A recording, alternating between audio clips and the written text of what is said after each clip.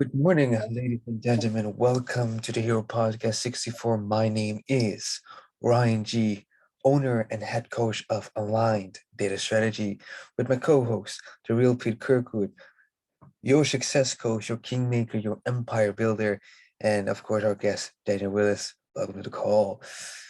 I believe our topic today has a lot to do with self-love. I believe the title is Love Thyself. Pete, what's up? Absolutely right. Yeah, I think it's a really good subject to talk about because it underpins so many other features of life. Whether Mm, you're anyone or a hero or whatever, right? right. Because self-love is such a critical aspect of personal development, let's say, Mhm. that often doesn't get the right kind of attention. It gets maybe passed over or sort of mentioned, or maybe it's not a masculine subject people want to talk about or something.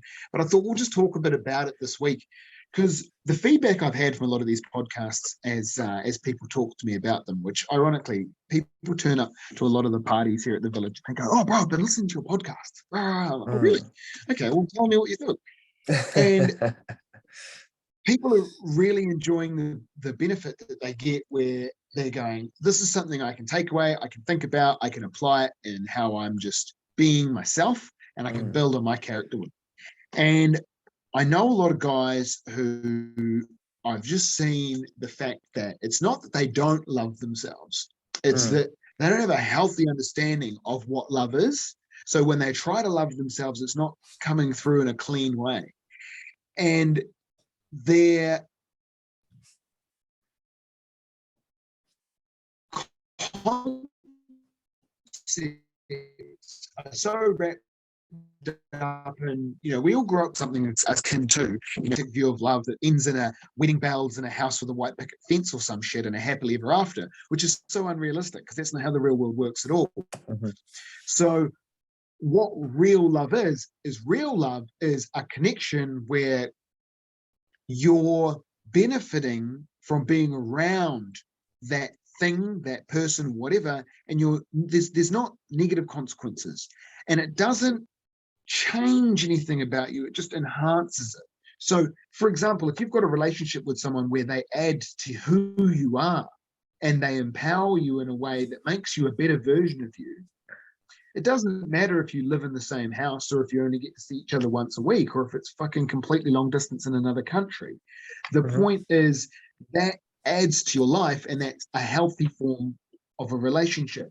So love that's built from things like that versus, well, it doesn't count if we don't live together, then it's not proper love. If you mhm, don't text me every morning, it's not proper love. If you don't, it's not proper love. Well, that's straight away. As soon as you start putting those kind of like conditionals on it, it becomes mhm, not proper love.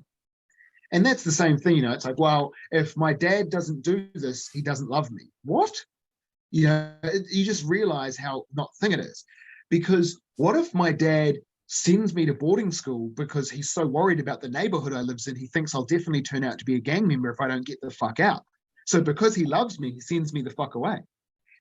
As a child, I might think he must hate me because I don't understand his love. So mm, there's this side of things.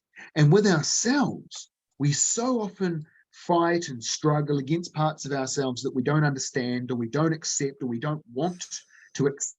It's like, oh, I don't want to be that guy that's, I don't know, I don't want to be that guy that's attracted to black people because everyone I know around me is white. Right? Maybe that's probably something someone's had to deal with internally, or I don't being attracted to tall people because everyone around me is short, or whatever it is. It could be mm, anything that makes you feel uncomfortable about your natural beingness. right. A lot of people are shamed around sexualness and sexuality and anything that is exploring what is sexual and love and things to them via that sort of rough Christian framework that upholds society, that sex is bad and it's evil and it's a sin. And as you sort of come into it in that teenage years, you're not old enough and you're bad for it and all this stuff. And it creates perversions in us because it's not explored in a healthy way. Sure. And that goes forward in a way that where we try to come to love ourselves, it's like, wow, I have anxieties, how do I love myself? Well, it's just a perversion you've created because of these layers of little bits of trauma and stuff that have happened over time. So if you're trying to love someone and have a relationship with them, male or female, right, doesn't matter. You've got to have that patience for your fucked upness and their fucked upness to just let it be and appreciate the good parts about it and make that what it's about. Don't make your relationship about the fact you fight 95% of the time. Don't make it about that. Make it about the fact that 5% of the time, whatever the fuck you're worth being together for is worth being together for. Because either you'll realize very quickly that that thing is not that fucking important and you'll drop it, or that thing will start to become a lot more than 5%. And it will change the dynamic because energy goes where attention flows. So you focus it towards love. And love is not a label. It's not a box. It's not a relationship status. So that, as much as it applies to relationships, also applies to yourself. Your personal relationship with yourself is not a relationship status, right? I might get out of bed one day and I'm ready to conquer the fucking world to a degree where I start actually pissing people off. I'm so full on. That doesn't mean that there's a problem with me. That just means that today I'm on fire. And I can calibrate that, but that doesn't mean I should not go forth and not go out there and stop doing what I'm doing.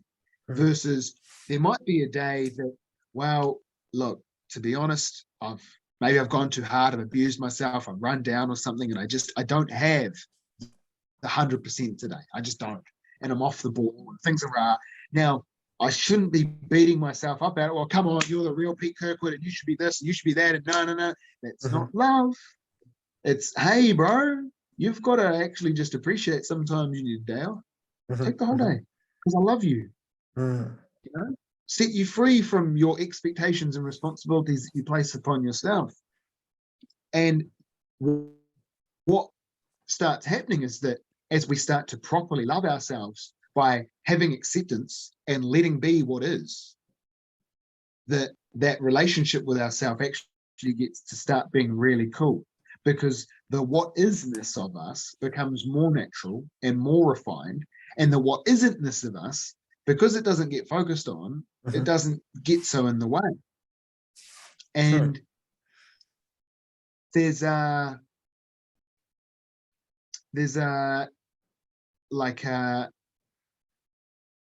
kind of personality that we put forward where we think it's what other people want us to be like, or it thinks it will make us cool in other people's eyes, or accepted or powerful or something like that. And it's our impression of what other people want.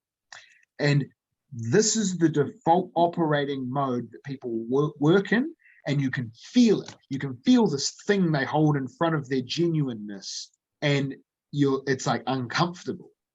And for them, it's quite comfortable because they're used to being in this awkward posture with their uncomfortable thing in front of them and rubbing up against other people who have an awkward posture with an uncomfortable thing in front of them.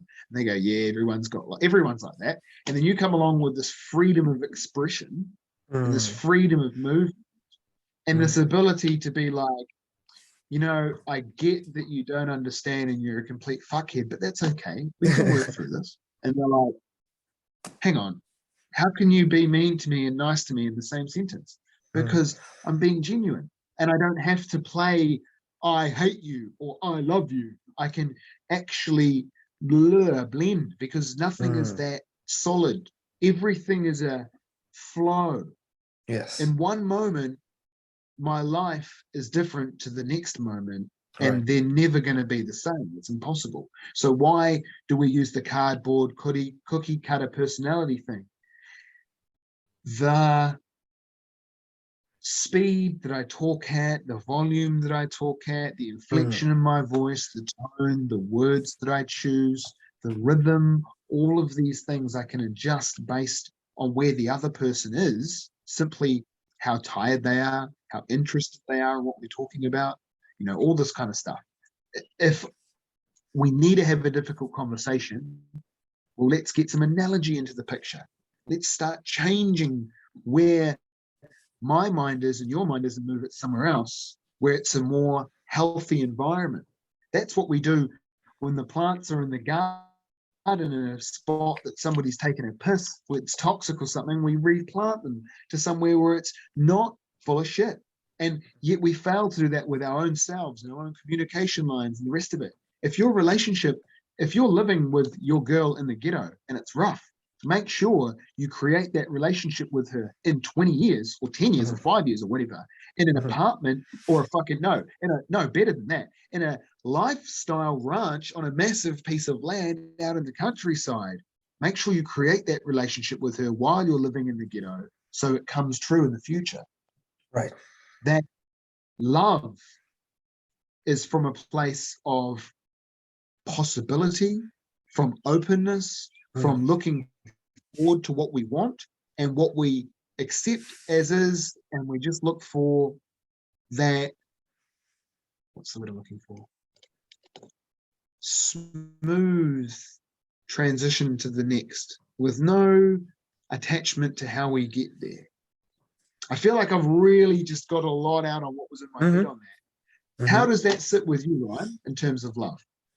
In terms of love and self-love, well, first thing that came up was like, this would be pretty much a master workshop class, on what it means and what you should watch out for. So how I'll take it is, realize that, all three of us are students in communication. And communication, in my opinion, is, the method or the idea of expressing oneself to oneself or the world, right? That's what, in my opinion, would be communication. Now, self-communication would then be defined as, what is the way or the quality of communication towards myself, right? Myself being a mental concept, an idea, an identity. And then the question pops up, am I okay with myself? And then the questions start popping up like, if self-love isn't conditional, then I should always be okay with me. I should always be okay with, Ryan, regardless of the accolades, regardless of my mental state at the time, regardless of, the shitty reality that is. However, out of mind and into reality is now the new saying with it, that the teachings of IMC, as far as I am aware. Because if the mind gets in the way, the only thing can count is my reality in the here, the now, the present. And what always has to be true is my relationship with me. From the moment I get up to the moment I go back to sleep. My relationship with myself is way more important than anything else. If I can get up and, as you said, look upon the day and still be okay with me, that's good enough. Exactly. And whatever happens, even if I break my leg, I cannot break the fact that I will love myself forever. Because at the end of the day, should I die tomorrow, who is dying? Me, right? I am the one dying. I'm the one that will at some point never exist. So at the end, I only have myself. So why, and I don't know why a lot of people have this, do I feel tempted to dislike myself based upon the achievements that I want? Why do I force conditional love for me, who is the most important being in the world, right? Now that's a great That's a great question, right? Because if you notice, that resonates in me, and I imagine it probably resonates in most people, because it comes from a place of, if you compare the self-love aspect with the Mm. relationships that we're taught to have, in a way, what you can start doing is you can start mapping out, well, it works like that over there, so where would it work like this over here on a personal level? Right. And you see how that storyline about getting married, Mm. having 2.3 kids, getting a job getting a big senior job so she can stay home and look after them, and you can have a house with a white picket fence and a beach house that you can go to on the summer vacations. That little storyline that we're fed, it's like, well, if I aren't doing those things, I'm not having the right relationship, I'm not living my life correctly. It's like, it's a Mm. checklist. And if we reflect for a fraction of a second on everything I said in the first 10 minutes about what love is, we realize how hollow and empty that is. So that way of looking at love from an achievement-based perspective, from a checkbox perspective, from a transactional, it has to be this, but then it becomes that. It has to be an equation. That, from that super breakdown of that logical thing, gives us, that's numbers, bro. That's engineering. That's math. That's building bridges. That's building buildings and things. That's finance. It's economics. Right. That is the thing where, when you start trying to apply that to yourself, it's a feeling spectrum. And as soon as you start trying to measure your love based on some kind of a value, you Mm. fall into that trap of Right. scarcity, not being good enough, blah blah blah blah blah. Instead of, well, there's never not enough love for myself, because I can always create more love for myself. Where in the economy, we can run out of wood. Oh shit, there's not enough wood here today. Well, if I can't just be like, you know what, I decide that I believe that I have enough wood for myself, and I do. That doesn't work, but I can believe I have enough love for myself, and I do, because that works the same, that I can believe I have enough love for my relationship, and I do. Mm. That's not easy. That's not No. easy. That is possible. And I look at the relationships that I have, and the way that the health in them has changed over time, because Right. I've got a lot of different relationships with a lot of different men and a lot of different women. And I look at, for example, women who've known me for like 6 years, and they've hated me for the majority of that time, but Right. they've been forced to accept, well, I can't say that he's all bad, and there are things about him that are redeeming qualities, and he has improved in these areas and things. And it's like, well, fuck, if someone hates me and they still admit that about me, I'm pretty happy with that. Mm. Or someone who's known me for a long time, and they've loved me and hated me, loved me and hated me, loved me and hated me, and they've gone up and down. And how that has changed to a much healthier, more mature relationship. And the Right. emotions still go up and down, but they don't go into toxic places, which is where someone can be really uh, someone can be really angry at you, and that's because you tricked them into believing you were buying a $100,000 sports car when you Mm. bought a model of Lego. And that Mhm. anger is healthy because it's a game, versus they're angry at you because you decided you were going to go out with the boys and have a boys' night out, and they feel that they're entitled to you not doing that. That's unhealthy. So it's not the emotions are healthy or unhealthy, it's where and how they're applied, because we love a range of feeling that provides adventure for us in life. And so there's going to be some parts about your own self that you're going to be like, oh, I'm disgusted in myself for that. Yeah, well, that's part of something you're going to have to come to terms with. Maybe you're just going to have to accept that you like feet. Get over it. You like them. You're attracted. It's not That's the not worst my thing. thing, right? It's not the worst thing, but it's apparently one of the most common. Yeah. And it's like, whatever. But I've met people who are pretty open about it, and they don't give a fuck. And Mm. you see they've gone through that part where they've gone like, yeah, it's part of who I am, and they've accepted that. And I can look at parts of I struggle a lot of times to ground myself into reality of the physical now, right? Not what is and isn't actually true.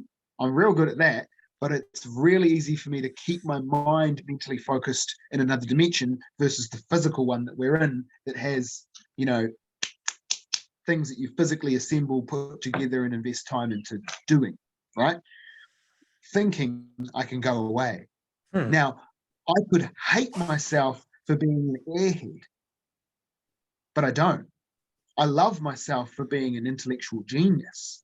And I just know that I have less physical grip on the real world than the other people. But I'm also smart enough to surround myself with people who appreciate my intellectual mind and have a very good physical grip on the real world as a balance. Right. So because I love it about myself, I'm attracting a healthy relationship, which actually solves the problem. But if I continually try and become a more present in person and don't think about things and just live in the moment, I'm going to attract some kind of try-hard energy, not a Mhm. healthy, loving energy. I think the answer to that is what I have a problem with owns me. Amen. That's Yes. the first thing I start to realize as, um part of IMC culture. There's Buddhism, Zen Buddhism sprinkled here and there, right? Only the parts that are really effective and practical.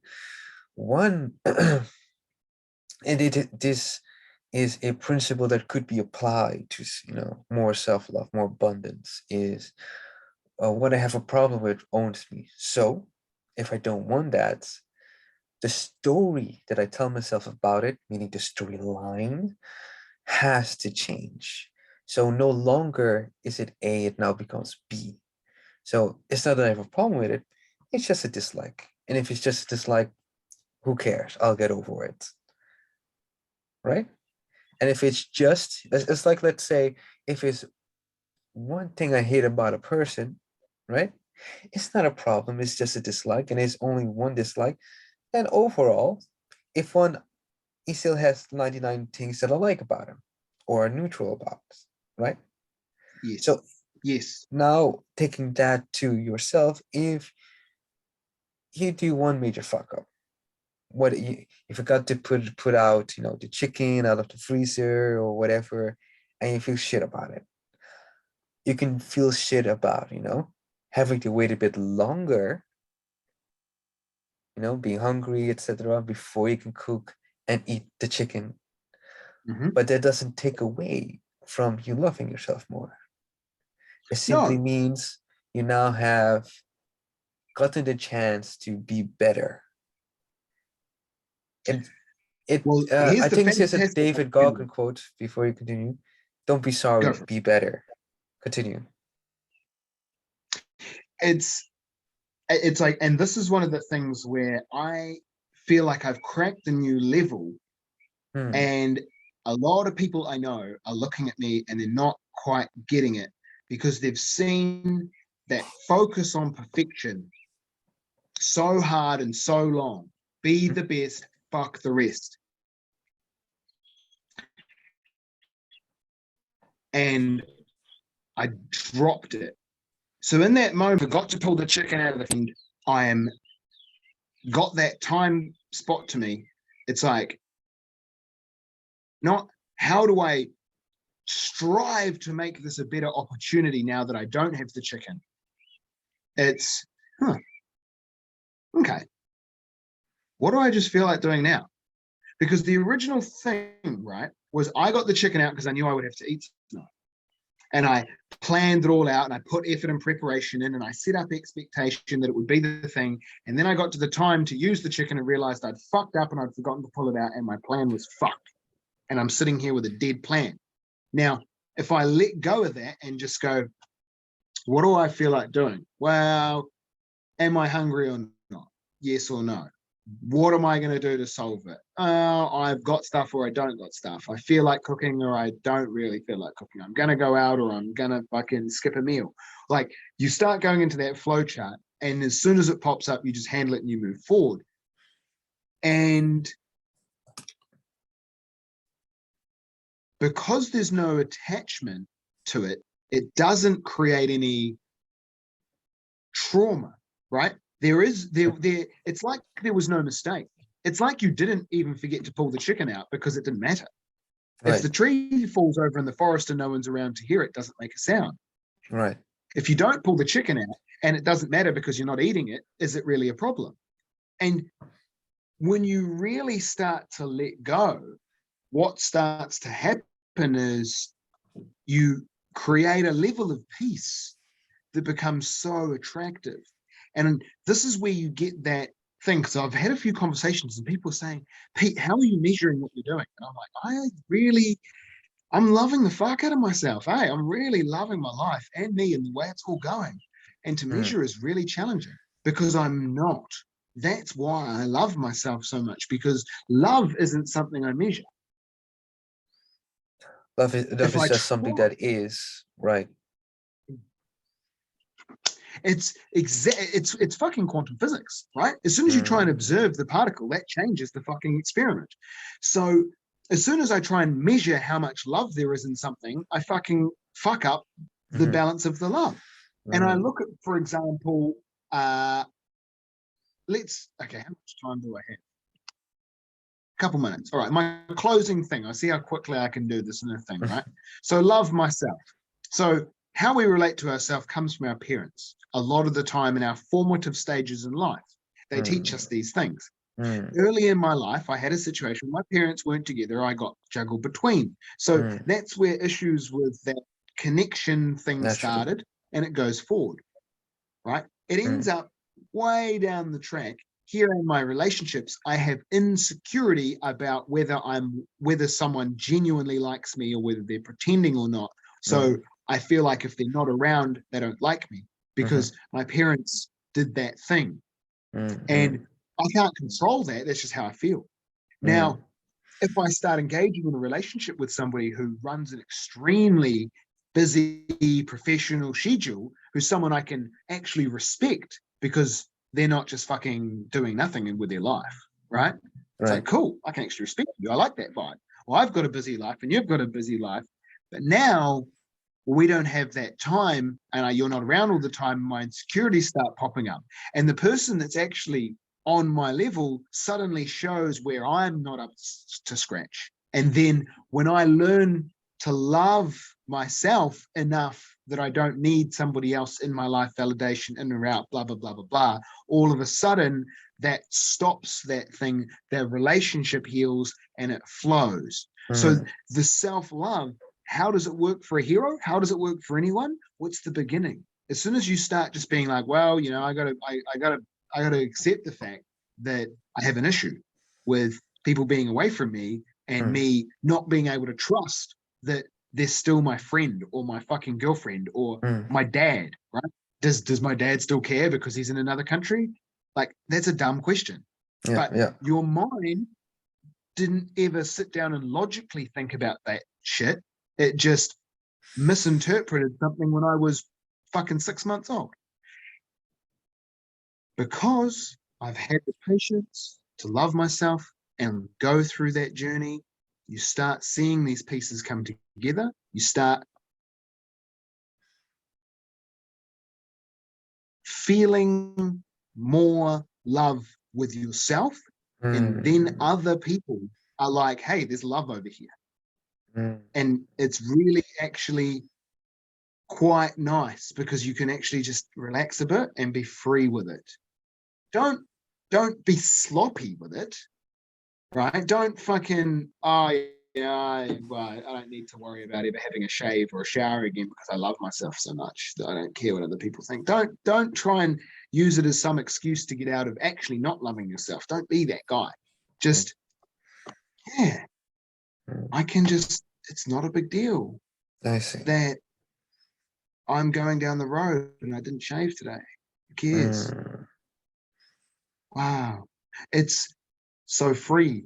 And then the mask drops, the interaction becomes real, and then the real power starts to come out. And that's where heart is a superpower. Captain Planet, heart is a superpower. That's where shit like that comes from. That's where fucking Cognito Inc., if you know that show, random offbeat reference, that's why Brett, everyone loves him, because he's an idiot, but he's got that love, so everyone loves him. He's lovable. That's the only fucking thing he's got, guy, but it works. And people underestimate that. Don't be that person who's all brains and forgets to love, which is why they have the pairing in the show. And fuck, I could do an entire fucking series on that one. That's intense. But I'm pretty sure time-wise, we're going to go for an hour if I don't shut up, eh? Yeah, we're pretty much almost at the time, so I'll keep mine short. Find freedom in self-love, man. Agreed. There's freedom in it. So if you ever feel stuck, maybe you should love yourself more, man. That the obstacle is the way, which is true, but that doesn't mean you have to feel bad about going through the obstacle. Through the obstacle, I can still love myself more, admire myself more, appreciate myself more. I mean, as we have done the beasting process, we had to learn that the hard way, because you will be faced with that fact. And in sitting with, the discomfort, meeting the discomfort of the pain, the discomfort of not liking your body, the discomfort of, like not liking your financial situation, etc., etc., etc., does not take away that you actually care about yourself, that you actually really love Correct. yourself. And in Correct. that, I really believe you can find the path to true self-expression, true self-love, etc., etc. So, because we're now short on time, I truly believe that if you want a better life, you need a better perspective on who you think you are, right? And how you feel Yep. about you. You are not a bad person. Know that you are good. Know that you have the potential of being even better. And whatever happens, it doesn't take away from you being worthy of love, you being worthy of loving yourself. This episode has been called Love Thyself for a reason, because it interlinks with everything and everyone, be it a hero, be it a villain. A villain that doesn't love himself, will be destroyed regardless. And a hero that doesn't love himself will cause the party to break because of the missing of self-love. Insecurities will pop up and he will make the wrong decisions, be it morally, ethically, or simply dumb stuff. Pete, you wanted to make a point. Yeah, man, I really see where you're coming in with it. It's so strong, because it's not that love is good, it's not that love is bad. Love is literally like, it's that catalyst that does more to it in the right direction, always in the right direction. Love applied to something always pushes it in the right direction. That's the key, that it's love. So if you it doesn't matter if you like something about yourself or you don't like something about yourself, you can love that. You can love that you don't like that you struggle to get out of bed in the morning. You can love that you don't like avocado. You can love that you don't like people with dyed blue hair. It doesn't matter what it is. You can love it. You can genuinely come to appreciate that. And when you get to that point, if someone can bring it up and they can go, man, people with blue hair have fucking feelings and you got to start respecting them, and you can go, look, I don't like people who act in the way that they would dye their hair blue. I don't care about anything like that. I just know that those kind of people have a view on life that I don't mesh with. Otherwise, they wouldn't be doing something like dyeing their hair blue. I'm not that kind of person. And suddenly you realize it's got nothing to do with the blue hair. The blue hair is the signal of the character.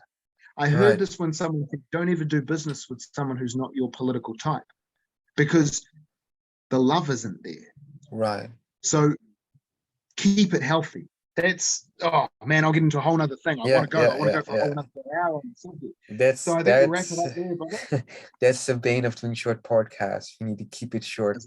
But like all things, like all good things, it has to come to an end. So, ladies and gentlemen, I hope you've had a great listening and or viewing experience. I wish you the very best. May your life never be the same. Keep loving yourself, keep loving yourself even more. As my business coach says, give love, receive the love, multiply love. You have a lot to give to the world, to yourself.